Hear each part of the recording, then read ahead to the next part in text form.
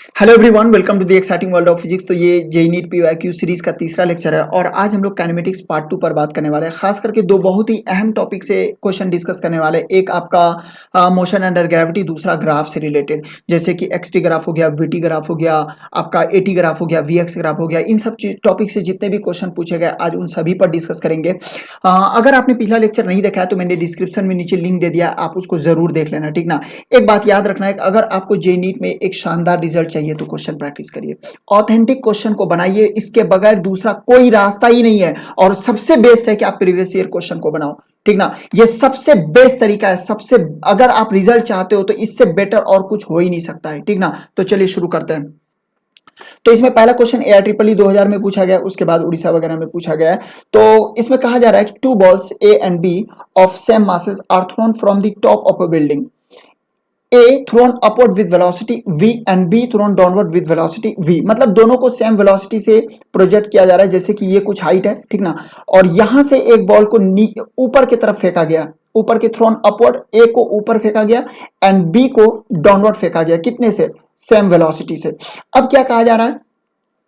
Velocity of A is more than B at the ground. नहीं, गलत बात। कैसे सर? देखो होता क्या है कि ये जब ऊपर जाएगा और फिर वापस आएगा और वापस आकर के यहां टकराएगा, और ये डायरेक्टली यहां आएगा और आकर के टकरा जाएगा। तो अगर यहां पर मैं बात करूं, इसका फाइनल वेलोसिटी जो v होगा और इसकी मैं बात करूं vb होगा, तो वो सेम रहने वाला है, ये दोनों बराबर रहने वाला है। कैसे सर? जबकि इसको ऊपर फेंका गया। देखो होता क्या है कि जब ये अपने पॉइंट ऑफ प्रोजेक्शन को रीच करेगा, ध्यान से समझना, जब ये अपने पॉइंट ऑफ प्रोजेक्शन पर आएगा तो इसकी जो स्पीड है सेम होगी, है ना। इसकी जो स्पीड है वो सेम होगी। ये क्वेश्चन एक बार एम्स में पूछा था कि किसी पार्टिकल को अगर हम 10 मीटर पर सेकंड से ऊपर फेंक रहे हैं तो जब वो अपने पॉइंट पर रीच करेगा तो क्या वेलोसिटी सेम होगी? नहीं, वेलोसिटी सेम नहीं होगी, स्पीड सेम होगी, मैग्नीट्यूड सेम होगी, डायरेक्शन डिफरेंट है। एक में ऊपर जा रहा है तो दूसरे में नीचे, निगेटिव साइन लेना पड़ेगा। बहरहाल तो यहां पर आप फोकस करो। तो आपको आप देखो, तो जब ये अपने पॉइंट पर आएगा तो इसमें भी स्पीड कितना v और इसमें भी कितना v, तो ये टकराएगा कितने? सेम से। आप चाहो तो निकाल भी सकते हो, v इक्वल टू आपका u प्लस gt से, ठीक ना। तो u आपका कुछ दिया हुआ है जो कि v के फॉर्म में, और फाइनल वेलोसिटी आपको इससे मिल जाएगा, ठीक है। तो दोनों सेम वेलोसिटी से स्ट्राइक करेगा, both A and B strike the ground with same velocity, ध्यान रहे, ठीक ना। मास पर भी इसमें फर्क नहीं पड़ेगा। कई बार इसमें मास m1 m2 ले लेगा, एक 2 किलो है तो एक 20 किलो है, कुछ इस तरह से देगा। मास पर कोई फर्क नहीं पड़ता है, ठीक ना। ये गैलीलियो ने बहुत पहले एक्सपेरिमेंट करके दिखला दिया, बेसिक बात है, ये आपको पता होना चाहिए। क्वेश्चन में इस तरह से ट्विस्ट किया जाता है, ठीक ना, आगे मिलेगा भी। चलिए नेक्स्ट क्वेश्चन की तरफ बढ़ते हैं। अगला क्वेश्चन, क्वेश्चन नंबर 2 है, जो कि एम्स में पूछा है, सीबीएसई पीएमटी में पूछा है, नीट वगैरह में, और नीट में भी पूछा जा सकता है, जेईई में भी इसकी पॉसिबिलिटीज है क्योंकि क्वेश्चन अच्छा है। With what velocity a ball projected vertically so that the distance covered by it in fifth second is। तो एस एनएथ का आपको फॉर्मूला पता होगा। एस एनएथ में हम लोग क्या करते थे? u plus A by 2 into 2n-1, यही हम लोग करते थे ना। अब यहां पर क्योंकि कोई प्रोजेक्ट पार्टिकल को ऊपर की तरफ प्रोजेक्ट किया गया जा रहा है तो आपको मोशन अंडर ग्रेविटी लेना पड़ेगा, यानी कि ए जब आप बात करोगे वो माइनस जी के फॉर्म में आएगा, ठीक है। तो मैं एच अगर 5 सेकेंड की मैं बात करूं तो यू माइनस आपका 10/2 इंटू 2 इंटू 5-1, तो ये कितना हो जाएगा? आप कह सकते हो सर u माइनस 5 इंटू आपका 10-1 यानी कि 9 हो जाएगा, यानी u माइनस आपका 45, सही है। इसको एक नंबर बोलो। और अगर मैं h 6 सेकेंड की बात करूं तो u माइनस 5 इंटू 6 दूनी 12 हो जाएगा ना, तो 11 है ना, उसमें घट जाएगा, तो u माइनस 55 इतना आएगा, 2 नंबर। अब इन दोनों को यहां पुट करिए, तो पुट करके देखिए कितना आ रहा है। तो आप यहां पुट कर दो तो पहला कितना आ रहा है? u minus 45, u minus 45 is equal to 2 times of दूसरा कितना? u minus 55। और देखो तो u minus 45 is equal to 2 times u minus 110 हो जाएगा क्या? और फिर इसको u को उधर भेज दो तो u इज इक्वल टू इसको इधर भेज दो, तो 110 माइनस 45 कितना हो जाएगा? 65 मीटर पर सेकेंड, ठीक है। कौन सा option? C is the correct option. समझ में आई बात? आगे बढ़ते हैं। क्वेश्चन नंबर 3 में कहा जा रहा है two bodies of different masses ma and mb are dropped from two heights a and b। The ratio of the time taken by the two to cover these distance are, यहाँ मास ले लिया गया है तो मास से कोई लेना देना हमें नहीं है, ठीक है। ये सिर्फ कंफ्यूज करने के लिए लिया जा रहा है। तो आपको दो डिफरेंट हाइट्स दिया गया है, एक का नाम मैं h1 इज इक्वल टू ए मान लेता हूं और दूसरा कुछ और हाइट होगा, ठीक ना, इसको मैं h2 is equal to be कह दे रहा हूं और दोनों में पार्टिकल को ड्रॉप किया गया यानी u इज इक्वल टू 0, यहां भी u इज इक्वल टू 0। अब आप देखो तो इसमें टाइम और h का रिलेशन क्या होता है, तो आप कहोगे sir h is equal to आपका ut plus half g T square और ये इनिशियल 0 है तो h इज इक्वल टू आपका कितना हो गया हाफ जी टी स्क्वायर और हाफ कांस्टेंट जी भी कांस्टेंट यानी h is directly proportional to t square. समझ में आई बात, यानी हम बोल सकते हैं h1 by h2 is equal to t1 by t2 का होल स्क्वायर और h1 हमारा कितना है a एंड h2 कितना है b और टाइम की मैं बात करूं तो ta और tb हो जाएगा ta and divided by tb का होल स्क्वायर। अच्छा स्क्वायर इधर से आप हटाओगे तो ta बाय tb is equal to under root a by under root b हो जाएगा। समझ में आई बात, कौन सा, C is the correct option. तो बहुत ही सिंपल क्वेश्चन है, आपको इसको ध्यान में रखना है, ठीक है। आगे बढ़ते हैं, क्वेश्चन नंबर 4 को देखो, ये सीबीएसई पीएमटी 1995 में पूछा गया है। इसमें कहा जा रहा a boy is a body is released from the top of a tower of height h। तो हम मान लेते हैं कोई हाइट h है और यहां से किसी बॉडी को रिलीज किया जा रहा है, मतलब u इज इक्वल टू 0 से। It takes t second to reach the ground, इसको ग्राउंड तक पहुंचने में t सेकेंड लगता है। Where will be the ball after time t by 2 second, यानी t बाई 2 सेकेंड पर वो बॉल कहां पर होगा, यही आपसे पूछा जा रहा है। तो मैं इसका h डैश नाम रख देता हूं, ये पूछा गया है। अच्छा आपको आगे मिलेगा एक क्वेश्चन, सेम क्वेश्चन, वहां t बाई 3 सेकेंड पूछा और ये AIEEE में पूछा गया है। इसलिए मैं कहता हूं क्वेश्चन जरूर बनाओ, प्रीवियस ईयर क्वेश्चन जब भी आप बनाओगे तो आपको आइडियाज लगता है, ठीक ना, एक ही टाइप के क्वेश्चन रिपीट करते रहता है, तो ध्यान रखना है। तो अगर मैं इसकी बात करूं तो पहले मैं इसके लिए हाइट देख लूं, तो h इजिकल टू क्या बात करेंगे ut plus half g T square और ड्रॉप किया गया तो u0 यानी h इजिकल टू आपका हाफ जी टी स्क्वायर, इतना कुछ होगा, ठीक है, ये हाइट रहेगा। अब अगर मैं ये t बाई 2 सेकेंड पर बात करूं यहां के लिए, तो कलर चेंज कर लेते हैं। तो इसके लिए अगर हम लोग बात करेंगे तो h इजिकल टू आपका ut plus half g T square, एक बार फिर से ये आपका 0 यानी h इजिकल टू हाफ, बल्कि h dash is equal to half g and t by 2 का होल स्क्वायर, यानी h डैश इजिकल टू आप लिख सकते हो half g T square into 1/4 यानी h dash is equal to h by 4।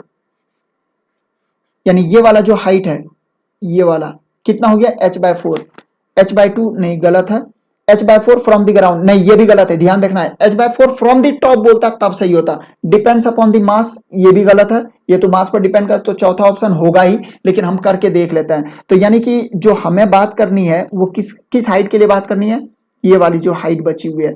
तो इसके लिए अगर हम लोग बात करें तो टोटल हाइट कितना है h माइनस ये वाला जो हाइट आया उसको हम घटा देते हैं h डैश को, वो कितना आ रहा है h बाई 4, तो कितना हो गया 3h/4, ये हो जाएगा फ्रॉम दी ग्राउंड, ध्यान रहे, ठीक है। तो सेम क्वेश्चन अभी आपको AIEEE में मिलेगा आगे, अरे मिल गया, यही है, 2004 में पूछा गया है। इसमें कहा जा रहा है a ball is released from the top of a tower of height h metre से, it takes t second to reach the ground, what is the position of the ball in t by 3 second. तो बनाओ इसको, जल्दी करो एकदम फटाफट, एकदम same जो मैंने वहां काम किया, जो पिछले वाले क्वेश्चन में काम किया, एकदम सेम टू सेम यहां भी करना है। जल्दी करो, स्क्रीन को पॉज करिए और बनाइए, बना करके देखिए कितना आ रहा है जल्दी।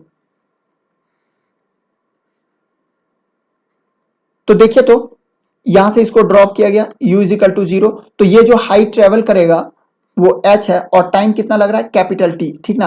और आपसे पूछा गया जब हम t बाई 3 सेकंड पर देखेंगे तब उसकी हाइट कितनी होगी, यही पूछा गया ना। तो फिर से एक बार आप क्या कहोगे, h इजिकल टू आपका हाफ जी टी स्क्वायर, यहाँ कैपिटल T दिया है तो कैपिटल ले लेते हैं, और इसके लिए आप फाइंड आउट करोगे h dash is equal to half g and t by 3 का होल स्क्वायर, यानी h dash is equal to half g T square into 1/9, यानी कि ये कितना हो जाएगा h/9, h अपॉन ये 9 है, h/9।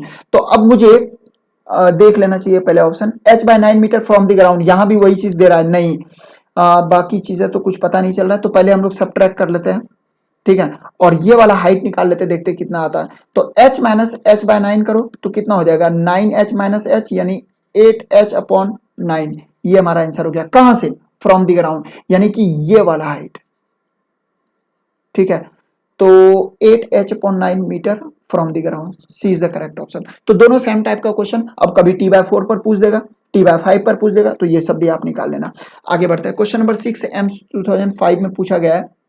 इसमें कहा जा रहा है when a ball is throne up vertically with velocity v not, तो कर देते हैं, अब फेंका गया कितने v नॉट से, it reaches a maximum height h, चलो ये भी मान लेते हैं, ये यहां तक h हाइट तक पहुंचा। आगे if one wishes to triple the maximum height, अच्छा यानी कि कोई और इसको फेंकना चाह रहा है और उस केस में वो चाह रहा है कि ये कितना हो जाए 3h हो जाए, then the ball should be thrown with velocity, तब ये u कितना होना चाहिए ये पूछा जा रहा है।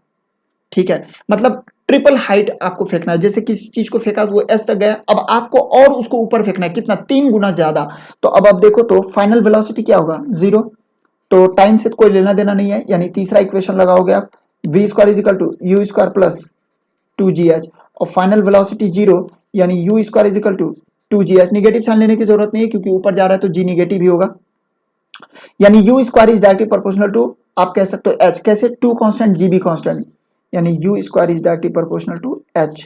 तो अब हम लोग क्या करेंगे कि u1 बाय, ये कंडीशन 1 है और ये कंडीशन 2 है, ऐसा मान लेते हैं, तो u1 बाय u2 का whole square is equal to h1 by h2 हो जाएगा।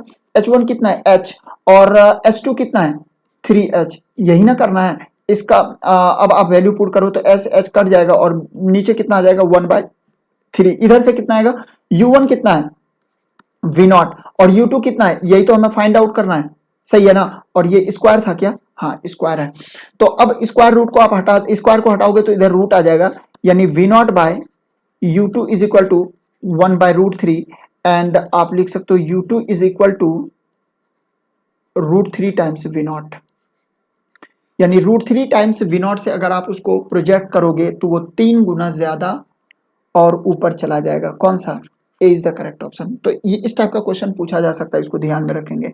Next question, a boy standing at the top of a tower 20 metre high drops stone assuming g is equal to 10 meter per second square, the velocity with which it hits the ground, अच्छा तो एक boy है जो ऊपर छत पर है suppose that, और वो वहां से किसी बॉल को ड्रॉप कर रहा है और हाइट कितना दिया हुआ 20 मीटर, ठीक है, तो वो नीचे कितने से टकराएगा ये आपसे पूछा जा रहा है। तो देखो तो बीच में कहीं कोई टाइम का कोई जिक्र ही नहीं है, तो हम तीसरा इक्वेशन लगाते हैं, v square is equal to u square plus 2gh, and u आपका इनिशियली 0 है, तो v इज इक्वल टू हम लोग लिख सकते हैं 2gh, राइट, यानी 2 आपका g10, h कितना 20, तो कितना हो गया 400 हो गया, यानी 20 मीटर पर सेकेंड से वो नीचे गिरेगा। यानी अगर 20 मीटर हाई बिल्डिंग पर आप खड़े हो, वहां से किसी अगर बॉल को आप ड्रॉप करोगे तो वो कितने से नीचे जाकर के टकराएगा 20 मीटर पर सेकेंड से, सी इज द करेक्ट ऑप्शन। आसान सा क्वेश्चन था, आगे बढ़ते हैं। ये काफी अच्छा क्वेश्चन है, बहुत ही शानदार क्वेश्चन, क्वेश्चन नंबर 8 आपको AIEEE 2005 में पूछा, एम्स में भी पूछा, ये कभी भी जेईई मेन और नीट में रिपीट किया जा सकता है, इसको ध्यान में रखेंगे। A parachute after bailing out falls 50 metre without friction. When parachute opens, it deaccelerates 2 meter per second square. He reaches the ground with a speed 3 meter per second. At what height did he bail out? मतलब एक आदमी है, उसने jump किया है ना, और इसके साथ पैराशूट है, तो पैराशूट इसने खोला, तो पैराशूट खुलने में कुछ टाइम लगता है ना, तब तक ये नीचे गिर चुका है, और कितना गिरा है तो 50 मीटर तक नीचे गिरा है, u इज इक्वल टू 0 से, है ना, ये नीचे गिरा। अब अभी आपका मतलब पैराशूट खुला नहीं है, मतलब जस्ट इमेजिन आप कहीं बिल्डिंग पर हो और वहां से कूदे, तो कूदने के बाद आप पैराशूट खोलोगे, पैराशूट खुलने में टाइम लगेगा, राइट, तो वो अभी फिलहाल यहां पर पहुंचा है और पैराशूट इसका ओपन कुछ हो गया, मान लो ये पैराशूट है इसका, ठीक ना, और ये ओपन हुआ, जैसे ओपन हुआ तो इसमें रिटार्डेशन आया कितना -2 मीटर पर सेकंड स्क्वायर, यानी एक्सलेरेशन अलोंग y एक्सिस जो आया वो कितना आया -2 मीटर पर सेकंड स्क्वायर से। He reaches the ground with a speed 3 metre per second, यानी कि ये जब नीचे गिरा तो इसकी रफ्तार कितनी थी, v is equal to 3 metre per second, ये इंफॉर्मेशन दिया हुआ है।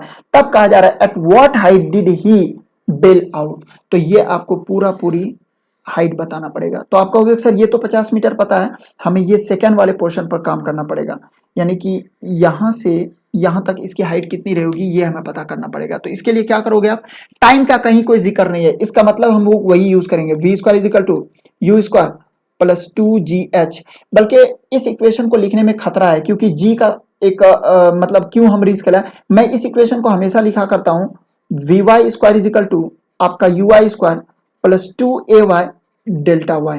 ठीक है, बाकी सारा चीज पुट करोगे तो आ जाएगा, क्योंकि ये g हमेशा एक्सलेरेशन ड्यू टू ग्रेविटी हम लोग कंसीडर कर लेते हैं ना, इस वजह से गलती हो जाएगा। अगर ध्यान नहीं दोगे तो g10 आप पुट कर दोगे और रिजल्ट आपका गड़बड़ हो जाएगा। ठीक है, तो u हमें पता है, सॉरी v हमें पता है कितने से 3 मीटर पर सेकंड से वो नीचे आकर के गिर रहा है, लेकिन ui हमें नहीं पता है, ui हमें पता करना पड़ेगा। फिर हम प्लस साइन लेंगे, 2 हमें पता है, और एक्सीलरेशन अलोंग y एक्सिस कितना है, रिटार्डेशन है कितना, -2 मीटर पर सेकंड, तो हम -2 लिख सकते हैं।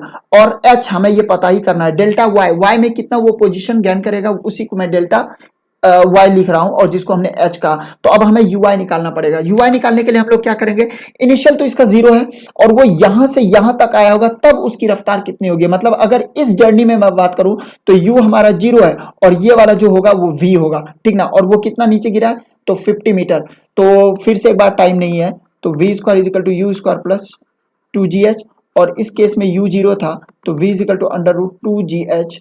हम पुट करते हैं 2g आपका 10 और ये 50, तो 100 और एक 0 और इतना कुछ आ गया। तो अगर हम इसको स्क्वायर कर देंगे तो ये 1000 हो जाएगा। अब इस 1000 को मैं इधर भेज देता हूं, तो 9 minus 1000 is equal to -4h। यार 1000 में 9 को घटाएंगे तो बहुत छोटा नंबर आएगा, अप्रॉक्स मैं 1000 मान लेता हूं, कैलकुलेशन में आसानी होगी। और h इज इक्वल टू अगर देखा जाए तो 250 मीटर आएगा। 250 आना नहीं चाहिए क्योंकि वो 91 होगा ना, 9091 कुछ होगा, 991 होगा, इतना ही कुछ होगा ना। हाँ, तो उसे 4 से आप डिवाइड करोगे तो वो 247 248 के लमसम में आएगा। तो मैं 250 मान लेता हूँ। 250 ये वाला हाइट आ गया, और ऊपर कितना था 50, तो टोटल कितना हो गया अप्रॉक्स 300। उसके इर्द गिर्द भी कोई नहीं है, यानी यही हमारा सही रहेगा, है ना। 293 इज द करेक्ट आंसर। क्योंकि अगर एक और रहता 300 के आसपास तो हमें थोड़ी कंफ्यूजन होती। दूसरा अगर है तो वो 282 है, जो कि बहुत ज्यादा डिफरेंस है। तो ये हमारा ए इज द करेक्ट ऑप्शन। काफी बढ़िया क्वेश्चन है, मैं फिर से रिपीट कर रहा हूं, जेईई मेन और नीट में कभी भी पूछा जा सकता है और प्रैक्टिकल क्वेश्चन है। चले आगे बढ़ते हैं। क्वेश्चन नंबर 9 में, जो कि सीबीएसई पीएमटी 2003 में पूछा गया है, कहा जा रहा है a man throws balls with the same speed vertically upwards one after the other at an interval of 2 seconds. What should be the speed of the throw so that more than 2 balls are in the sky at any time? अरे वो juggling वगैरह बोलते हैं ना, जो circus वगैरह में लोग दिखाते हैं, तो वो 2 बॉल 3 बॉल रखते हैं और 2 हमेशा हवा में रहता है, वो वाली बातें हो रही है। ठीक है, मतलब आप यहां से फेंकोगे, ठीक ना, तो ये ऊपर जाएगा और फिर ये वापस आएगा, ठीक ना। और इन बिटवीन जो बॉल के बीच में वो टाइम रखा है वो 2 सेकंड रखा है, कितना 2 सेकंड रखा है। तो टोटल जो जर्नी होगा वो ऊपर जाने वाला 2 सेकंड, नीचे आने वाला 2 सेकंड, मतलब टी अगर मैं बात करूं तो 4 सेकंड इसका जर्नी होगा। ठीक है, तो एक बॉल ऊपर यहां रहेगा, एक हाथ में रहेगा, वो जस्ट हाथ से फेंकने वाला रहेगा, एक टॉप पर होगा, एक नीचे गिरने वाला होगा, ये कंडीशन कहा जा रहा है।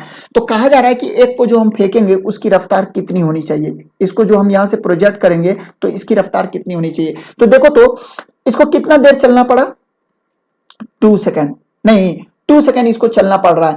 तो और फाइनल वेलोसिटी क्या होगा 0, और u हमें पता करना है। तो आप क्या करोगे, v is equal to u minus हो जाएगा ना, u माइनस जी टी, और v हमारा फाइनली 0, यानी u is equal to g t. तो हम लोग u इज इक्वल टू निकाल सकते हैं। g का वैल्यू कितना 9.8, क्योंकि 9.8 बोल रहा है तो इतना ही लो, 10 भी लेंगे तो कोई बुराई नहीं है।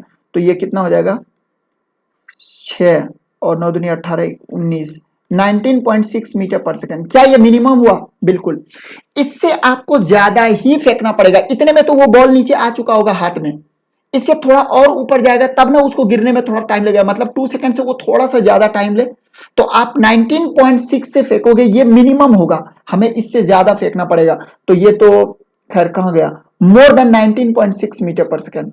तो D is the correct option. आपको इसमें ध्यान रखना है कि जब भी आप बॉल को प्रोजेक्ट करेंगे तो आपकी जो बॉल की रफ्तार होनी चाहिए 19.6 मीटर पर सेकंड से ज्यादा होनी चाहिए। अगर इससे कम या इसके बराबर भी रखेंगे तब तक वो आपके हाथ में आ चुका होगा। तो 2 को अगर हमें हवा में रखना है तो मिनिमम 19.6 मीटर पर सेकंड से फेंकना पड़ेगा, बल्कि उससे ज्यादा। आगे बढ़ते हैं।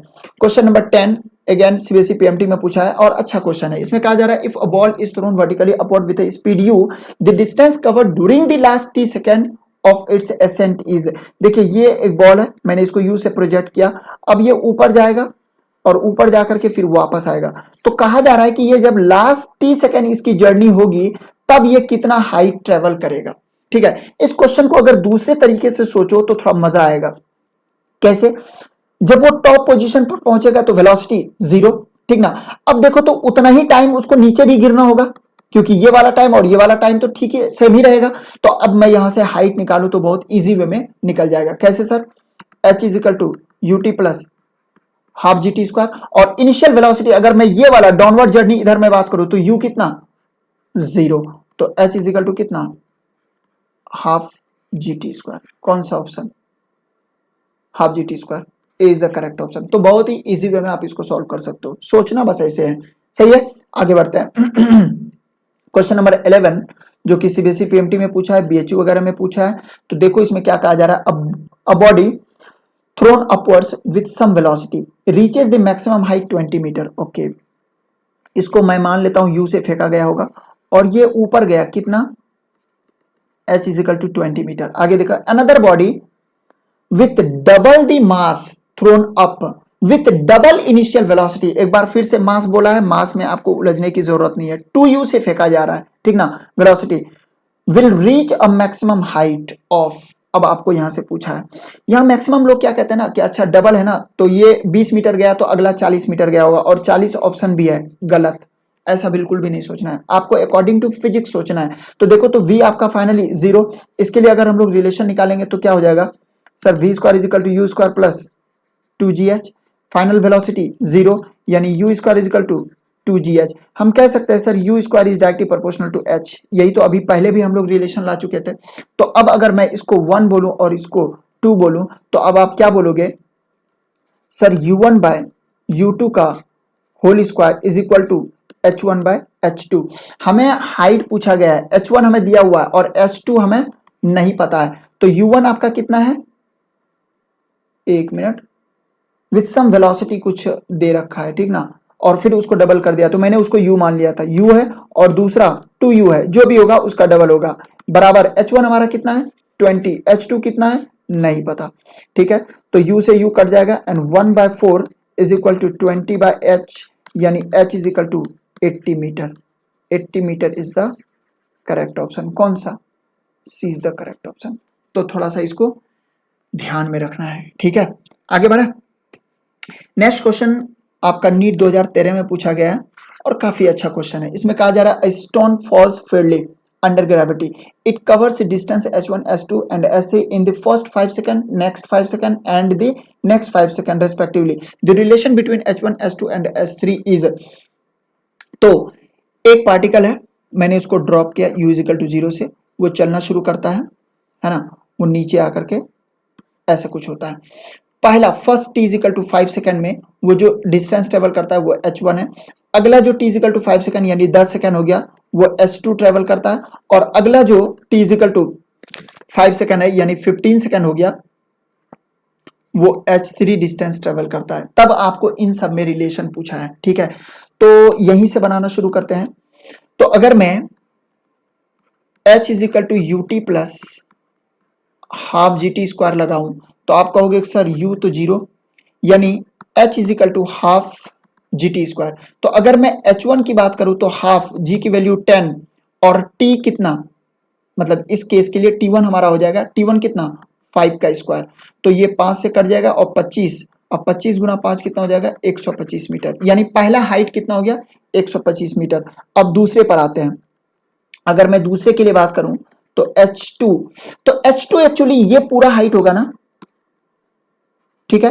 तो हम लोग इसको कैसे लिखेंगे, ऐसे लिखना सही नहीं होगा, h1 plus h2 is equal to आपका कितना हाफ जी टी स्क्वायर, और फिर लिखेंगे हाफ g का वैल्यू 10 और ये 10 का स्क्वायर, ठीक है। तो h1 तो हमारे पास कुछ आ चुका है, इसको भी कैलकुलेट कर लो, ये 100 और 10 सॉरी 2 से 10 कट जाएगा 5 बार में और ये 500 हो जाएगा 500, समझ पा रहे हो ना। तो h2 इज इक्वल टू हमारा कितना हो जाएगा 500 माइनस h1 यानी 125, यानी कि हो जाएगा 325 नहीं 375, 375, 2500, 400, 500, हाँ 375 मीटर हो गया। अब हम लोग आ जाते हैं तीसरे पार्ट पर। तो तीसरे पार्ट के लिए क्या हम लोग ये नहीं कह सकते H1 plus H2 plus H3 बराबर हाफ इंटू 10 इंटू 15 का स्क्वायर? नहीं, तो ये 5 हो जाएगा और 15 गुना 15 225 होता है ना, तो ये हो जाएगा 25 2 12 11 1125 आया। कौन? H1 plus H2 plus H3। तो सवाल उठता है कि H3 कितना, तो H3 इज इक्वल टू हम लोग लिख सकते हैं 1125 अब माइनस H1 अब माइनस H2। देखो तो 1125 अब माइनस H1 कितना है 125 और H2 कितना 375, तो 3 1 4 1 500 500, तो 1100 में घट जाएगा ना 625, इतना कुछ आ गया H3। यानी सभी वैल्यूज हमारे पास है। मैं सबको एक बार लिख दे रहा हूं।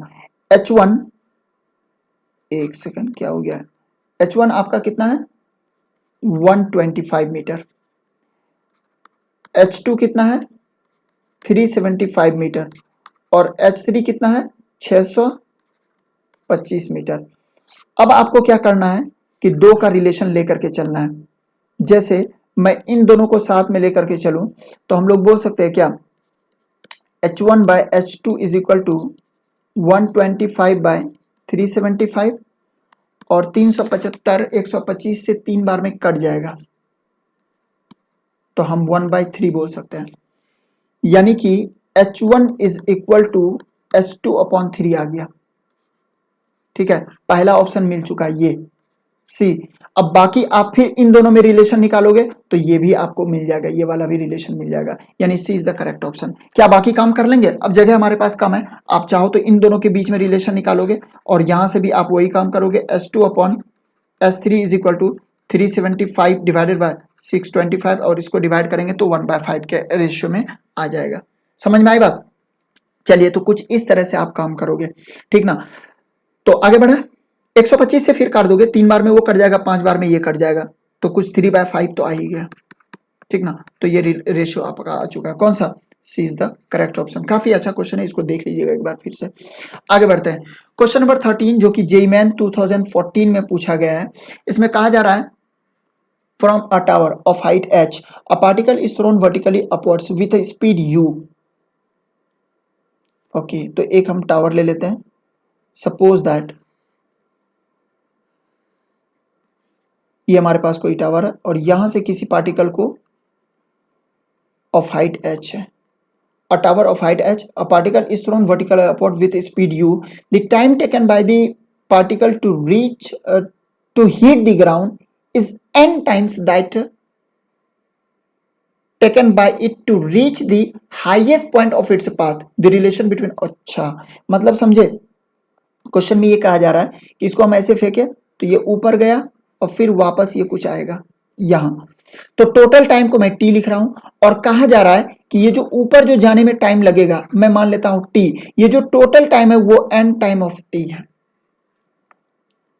ठीक है, तब कहा जा रहा है रिलेशन कितना होगा, तो ये जो छोटा वाला टी है ये कितना हो जाएगा, finally v is equal to 0, तो हम लोग लिख सकते हैं h इज इक्वल टू आपका यू टी प्लस, एक काम करते हैं, हमें टी चाहिए ना, तो हम v से ले लेते हैं, v is equal to u plus g t, क्योंकि u भी दिया हुआ है और v भी हमें पता है, तो हम लोग लिख सकते हैं u is equal to g t, यानी t इज इक्वल टू लिखा जा सकता है u अपॉन जी। इतना टाइम लगेगा उसको ऊपर जाने में। ठीक है, अब मैं इसके लिए इक्वेशन लिखता हूं बड़े वाले के लिए, मतलब कैपिटल टी के लिए, तो हम लोग क्या लिखेंगे sir, delta y is equal to आपका U Y delta T plus half A Y आपका डेल्टा टी स्क्वायर, तो ये कितना हो जाएगा minus H is equal to आपका यू टी अब माइनस हाफ आपका जी टी स्क्वायर। सही है, और t is equal to small N times small T put करते हैं। अच्छा ये कैपिटल H है ना, तो ठीक है मैं कैपिटल H कर देता हूँ, माइनस एच यू कितना N times T minus half G N square T square, इतना कुछ होगा। सही किया मैंने? हाँ, अब हम t का वैल्यू पुट कर देते हैं u अपॉन जी, तो minus H is equal to you N and u upon ji minus half G N square और टी स्क्वायर है मतलब you square upon ji square, तो एक जी से जी कटेगा और उसके बाद क्या बचेगा minus H is equal to, यहां पर ये हो जाएगा N you square upon G, N you square upon G और माइनस जी से जी कट जाएगा, ऊपर बचेगा N square U square upon 2g।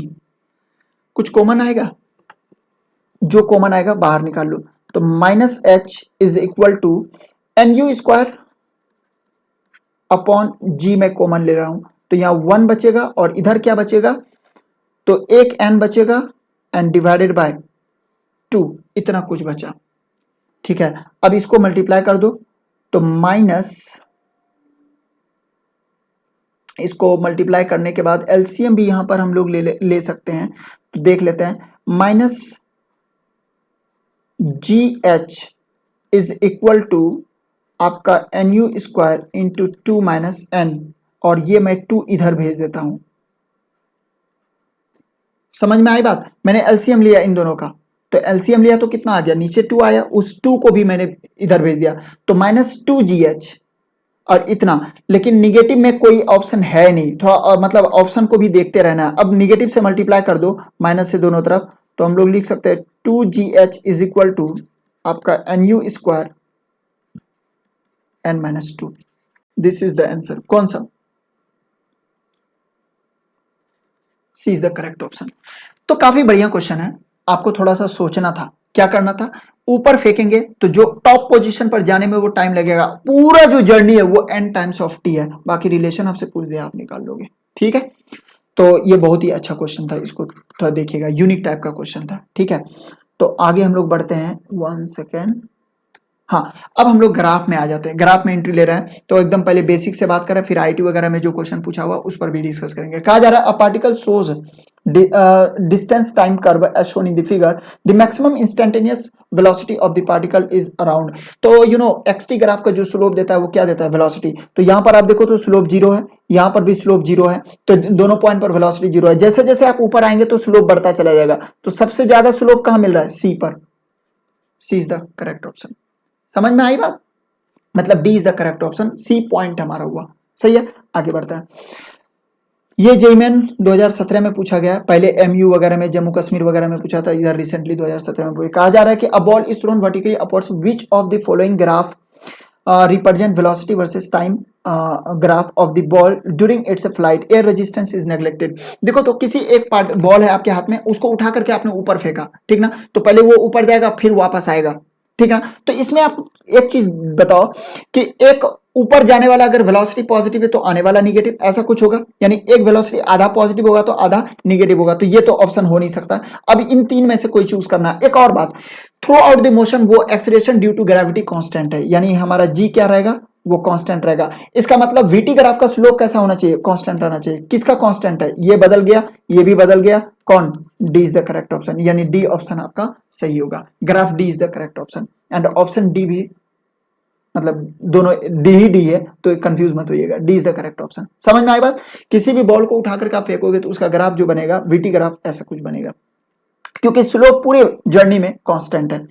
आगे बढ़ते हैं, तो ये तो बहुत ही आसान क्वेश्चन है, 2004 में एम्स में पूछा गया, विच of the following VT graph shows a realistic situation for a body. देखो तो एक ही बॉडी का दो डिफरेंट वेलोसिटी एक ही टाइम पर कैसे हो सकता है। देखो ना, यहाँ तो तीन तीन है, आप देखो एक टाइम पर यहां भी है, यहां भी है, यहां भी है, तो ऐसा पॉसिबल नहीं है। यहां भी वही चीज हो रहा है, यहां भी वही चीज हो रहा है, तो ये सब पॉसिबल नहीं है। तो कौन सा पॉसिबल है, देखो यहाँ एक ही पोजीशन, जहां भी देख रहे हो आप एक ही जगह है ना, एक ही वेलोसिटी है, तो एक टाइम पर एक वेलोसिटी हो सकता है, तो ये कौन सा, B is the correct option. आगे बढ़ते हैं, ये एम्स 2003 का क्वेश्चन पूछा हुआ है, तो इसमें कहा जा रहा है a ball is thrown vertically upwards, which of the following plots represent the speed time graph. क्या चीज, speed time graph of the ball during its flight.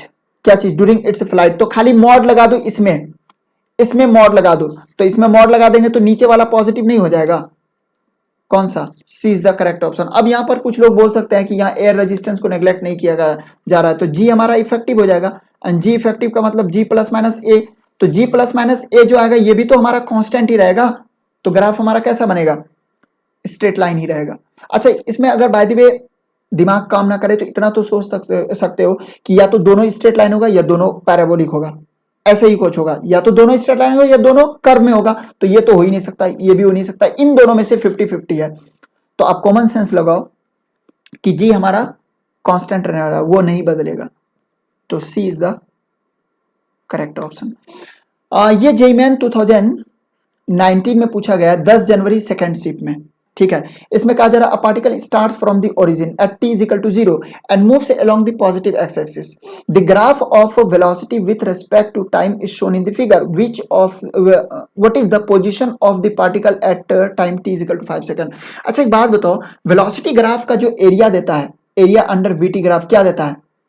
Distance और displacement of the particle, right. तो 5 second देखो तो कहां है, ये रहा 5 सेकंड। मतलब इतने में ये इतना कितना एरिया कवर किया होगा, वही चीज अगर आप निकाल लो तो काम हो जाएगा।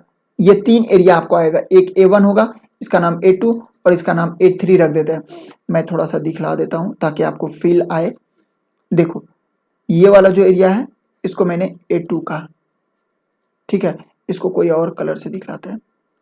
ये वाला जो एरिया है, ये वाला, इसको हमने A1 का, और ये वाला जो एरिया है इसको हमने A3 का। तो आप क्या कहोगे, S is equal to A1 plus A2 plus A3। तो बाबू A1 कितना हो जाएगा, तो half into base into height कितना है, 2 तक है ना, हाँ यहाँ 2 तक है, तो 2 अब प्लस स्क्वायर वाला, तो ये 2 है और ऊपर भी 2 है, तो 2 इंटू 2 अब प्लस ये रेक्टेंगल वाला कितना, 4 से 5 तक गया वो 1 और ऊपर 3 तक, तो 1 इंटू 3 देखो तो कितना आया, 2 से 2 कट जाएगा, 2 बचा 4 और ये 3, 4 3 7 2 9, 9 मीटर पोजीशन होगा। कौन सा, आपका D is the correct option. ये जेईई मेन में पूछा है, कितना आसान सा क्वेश्चन है। आगे बढ़ते हैं, ये भी आपका 2019 में ही है, 8 अप्रैल सेकेंड शिफ्ट में पूछा गया है। A particle starts from origin O from rest and moves with a uniform acceleration.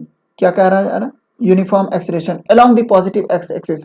identify identify all figures that correctly represent the motion or motion quantitatively a is equal to acceleration d velocity and x displacement t time।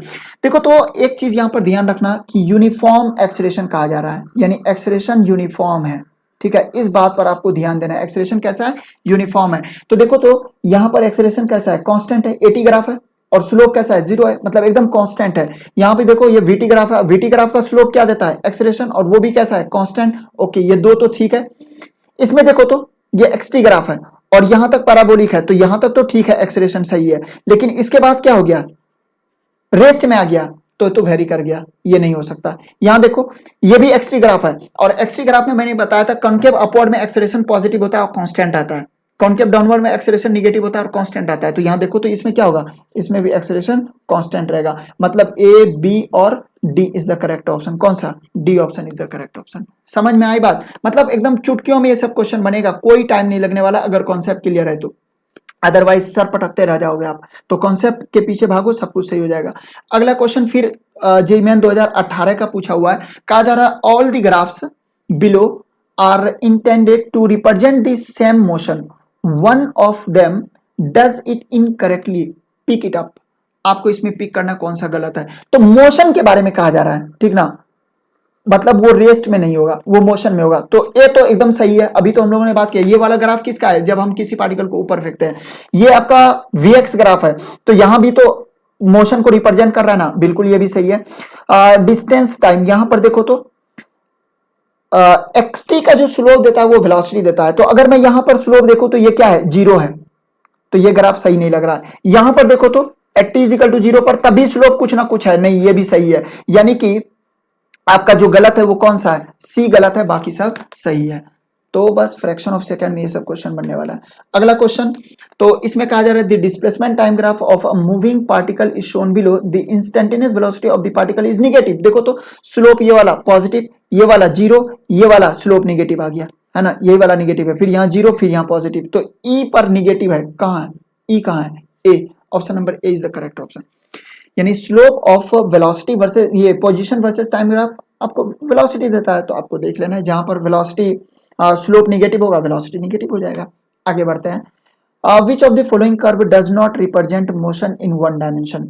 तो motion in one dimension कौन represent नहीं कर रहा है, तो यही एक time पर दो हो ही नहीं सकता है 1D में, तो 2D का हो गया केस। ये हो सकता है, ये हो सकता है, कहीं भी देख लो, ये हो सकता है, कहीं भी देख लो, तो ये वाला नहीं होगा। कौन सा? बी नहीं होगा।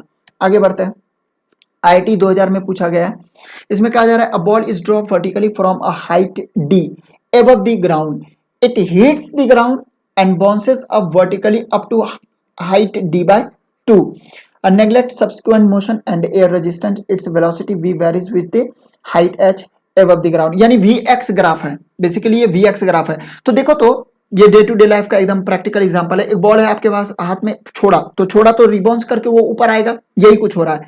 तो कॉमन सेंस वाली बात है, एक वेलोसिटी अगर पॉजिटिव है तो दूसरा वेलोसिटी निगेटिव होगा, यानी दोनों पॉजिटिव या दोनों निगेटिव नहीं हो सकता है, तो ये दोनों गया काम से। अब सवाल उठता है कि सर वो पैराबोलिक होगा या स्ट्रेट लाइन होगा। तो अगर मैं वी एक्स का रिलेशन पूछूं और एक्सलेशन कांस्टेंट रखते हुए, तो आप क्या बोलोगे? V square is equal to u square plus 2gh, यही होता है ना। तो ये कैसा इक्वेशन है? क्वाड्रेटिक है, तो कर्व में होगा। ए इज द करेक्ट ऑप्शन, ये सी नहीं होगा। सही है, लॉजिकली सोचना है। क्वेश्चन नंबर 24 काफी अच्छा क्वेश्चन है, IIT 2005 में पूछा गया है। कहा जा रहा है the given graph shows the variation of velocity with displacement, which of the following graph given below correctly represent the variation of acceleration with displacement. तो AX ग्राफ आपसे पूछा जा रहा है, जबकि VX ग्राफ दिया हुआ है। अच्छा, इस ग्राफ को देख करके आपको एक चीज मैं पूछता हूं कि इक्वेशन ऑफ स्ट्रेट लाइन क्या होता है, तो आप क्या कहोगे? y is equal to mx plus C. तो यहां से अगर मैं इस ग्राफ का इक्वेशन लिखूं, तो v इज इक्वल टू हम लोग लिख सकते हैं क्या? mx प्लस सी। और अब सवाल उठता है कि सर ये m कितना, तो m स्लोप है, और स्लोप हम लोग कितना लिख सकते हैं? v0 upon x not. और एक बात बताओ, स्लोप कैसा, पॉजिटिव या निगेटिव? तो देख लो, थीटा लाइज बिटवीन 90 to 180, तो डेफिनेटली ये निगेटिव होगा। तो यहां से हम लोग लिख सकते हैं कि सर स्लोप जो हमारा होगा minus v0 upon x naught into X plus C, ऐसा कुछ आ रहा है। ये हमारा वेलोसिटी आ गया। अब हमें एक्सलेशन, इससे एक्सलेशन निकालना पड़ेगा। तो एक्सलेशन और पोजीशन का कुछ रिलेशन आपको बताया गया, याद करो। क्या होता है? a is equal to v d v upon d x होता है। इसी पर इसको फिट करो, तो हम लोग लिख सकते हैं a इज इक्वल टू आपका v minus V not upon x naught into X plus C, इतना बाहर रहेगा, into D by D X of क्या? पूरा चीज minus V not x naught X plus C. ठीक है, अब आप जब इसको डिफ्रेंशिएट करोगे, तो minus V not upon x naught plus X plus C, ये तो बाहर रहेगा डिफ्रेंशिएशन से। इसमें डिफ्रेंशिएशन करो तो ये कांस्टेंट है, बाहर वी नॉट एक्स नॉट बाहर, और एक्स का डिफ्रेंशिएशन 1, सी का डिफ्रेंशिएशन 0, ध्यान रखना है। तो a is equal to minus minus plus हो जाएगा, और हम लोग लिख सकते हैं v not upon x not का होल स्क्वायर इंटू एक्स, अब प्लस, बल्कि प्लस माइनस माइनस हो जाएगा, v not x not c, इससे मैंने मल्टीप्लाई किया, ठीक ना, जगह कम है इस वजह से। अब आप इसको गौर से देखो, तो ये भी हमारा एक इक्वेशन है ना, और इसमें ये हमारा स्लोप है, ये क्या है? स्लोप है, और ये हमारा इंटरसेप्ट है, निगेटिव इंटरसेप्ट है, और स्लोप हमारा पॉजिटिव है। अब यहां ग्राफ आप ढूंढो कि किस ग्राफ का स्लोप पॉजिटिव है। तो आपको पहला ही दिख रहा है, आप ऊपर जाओगे तो ये पहला हमारा ग्राफ कैसा है? स्लोप इसका पॉजिटिव है, ठीक है। इसका स्लोप निगेटिव है, नहीं हो सकता, इसका भी स्लोप निगेटिव है, इसका तो स्लोप है ही नहीं, तो ए इज द करेक्ट ऑप्शन। समझ में आई बात? तो ये छोटी सी बात है, इसको आपको ध्यान में रखना है, यानी इक्वेशन ऑफ स्ट्रेट लाइन से आपको काम करना पड़ेगा। y is equal to mx plus C. आगे बढ़ते हैं 25 नंबर में, इसमें कहा जा रहा है a particle starts from rest, it's acceleration a versus time is shown in the figure, यानी एक्सेलरेशन वर्सेस एटी ग्राफ है। The maximum speed of the particle will be, IIT 2004 में पूछा गया। याद करो, आपको बताया गया था कि area under velocity graph gives us change in velocity, यानी कि हम लोग लिख सकते हैं delta v is equal to area under A T graph. तो हमारा v final minus v initial is equal to area कितना? Half into base into height 11 into 10। तो ये स्टार्टिंग फ्रॉम रेस्ट, तो u तो हमारा 0 हो गया, v इनिशियल 0, यानी हमारा जो v फाइनल होगा वो कितना हो जाएगा? 2 से 5 कर जाएगा, 11 पे 55, 55 मीटर पर सेकेंड। ये हमारा आंसर हो गया। कौन सा? B is the correct option. इसमें कई बार क्या होता है ना कि ये स्टार्टिंग फ्रॉम रेस नहीं दे करके कुछ 2 मीटर 4 मीटर 5 मीटर कुछ दे देगा, तो ये जो इधर जाएगा तो वो और बढ़ा देगा। जैसे अगर ये 5 होता तो ये माइनस से उधर जाता प्लस हो जाता तो 60 मीटर पर सेकंड हो जाता। तो इस बात को ध्यान में रखिएगा, क्वेश्चन को ट्विस्ट किया जाता है। ठीक है, तो चलिए आज के लिए हम लोग इतना ही रखते हैं, बाकी फिर हम लोग नेक्स्ट लेक्चर में प्रोजेक्टाइल वगैरह पर डिस्कस करेंगे। इन सारे चीजों को आप प्रैक्टिस करिएगा। ये इसका जो पीडीएफ है मैंने डिस्क्रिप्शन में नीचे लिंक दे दिया, उसको आप वहां से डाउनलोड कर लीजिए टेलीग्राम से, और इसको मल्टीपल टाइम्स देखिए, बार बार देखिए, कहीं कोई दिक्कत होती है उसको देखिए और प्रैक्टिस करते रहिए। ठीक ना, इतना अगर आप प्रैक्टिस कर लेते हो तो एकदम डेफिनेटली आप बहुत ही अच्छा परफॉर्म करोगे। ठीक है, चलिए फिर नेक्स्ट लेक्चर में मिलते हैं। Thank you so much.